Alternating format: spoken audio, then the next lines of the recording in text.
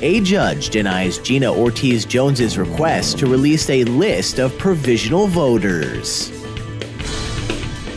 UTSA investigates why a professor called the cops to oust a student. And SAISD plans to open a cybersecurity early college high school on the east side. This is your Express Briefing podcast for Wednesday, November 14th. Subscribe to this and other free content at expressnews.com/podcasts. And get each day's top news and sports headlines delivered to your inbox at expressnews.com/newsletters.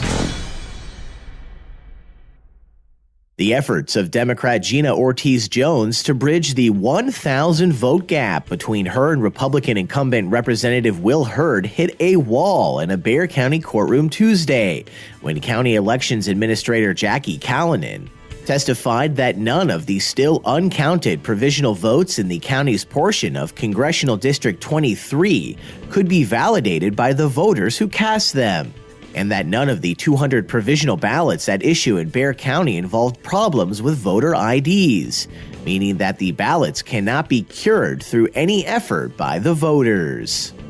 Jones had been trying to obtain a list of voters who cast provisional ballots after they failed to produce acceptable ID at the polls or because of other problems. The campaign planned to reach out to those voters and encourage them to present proper ID at the county elections office so their ballots could be cured and added to the official count. Jones asked a state district judge to compel Callanan to release the list and extend the deadline for curing the votes, scheduled for 5 p.m. Tuesday, by 2 additional days. But the judge rebuffed both requests, and the deadline passed later in the day. Siding with election officials, the judge noted that the names of county voters who cast provisional ballots in the congressional race, an amount of about 200, could not be made public until election officials have finished reviewing them. That work is done by small, bipartisan panels appointed by county officials known as early voting ballot boards, who review provisional and mail ballots and determine whether they are valid, work that is still underway in Bexar County.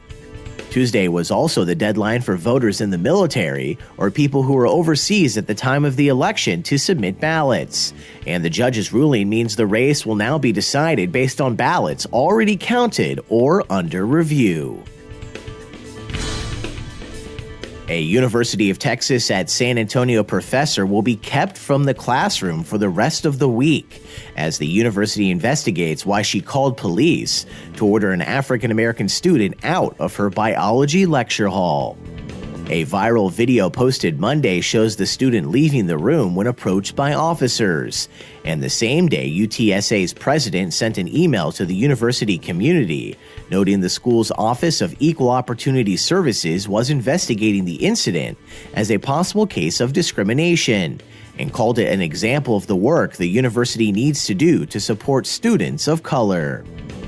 The student has identified herself via Twitter and says the video, shared by a male classmate, shows police leading her out of class at the request of biology lecturer Anita Moss.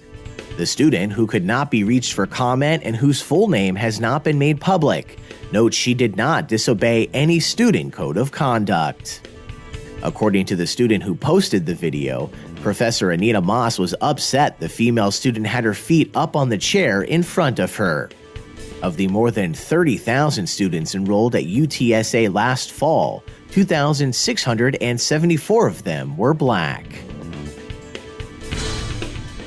And a year after the legislature created pathways in technology early college high schools in Texas, the San Antonio Independent School District is opening the first one in Bexar County, giving students the opportunity to earn associate's degrees, industry certifications, and on-the-job experience in cybersecurity. Cyber P-Tech will open in August at Sam Houston High School on the east side with an inaugural class of 150 ninth graders. SAISD Superintendent Pedro Martinez served on the committee that helped write last year's law adopting P-Tech, a national model that combines early college programs with technical courses. Along with degrees and certificates in specialized fields, students are to complete internships and apprenticeships and find professional mentors as early as the 9th grade. Local companies and colleges then partner with the schools and help design the curriculum. While San Antonio has the nation's second largest cybersecurity industry after Washington, D.C., local employers often can't find enough hometown job candidates with the required skills, meaning candidates from outside the area are often brought in to fill jobs. And that's your daily San Antonio Express News briefing for Wednesday, November 14th. Subscribe to this and other free content at expressnews.com/podcasts.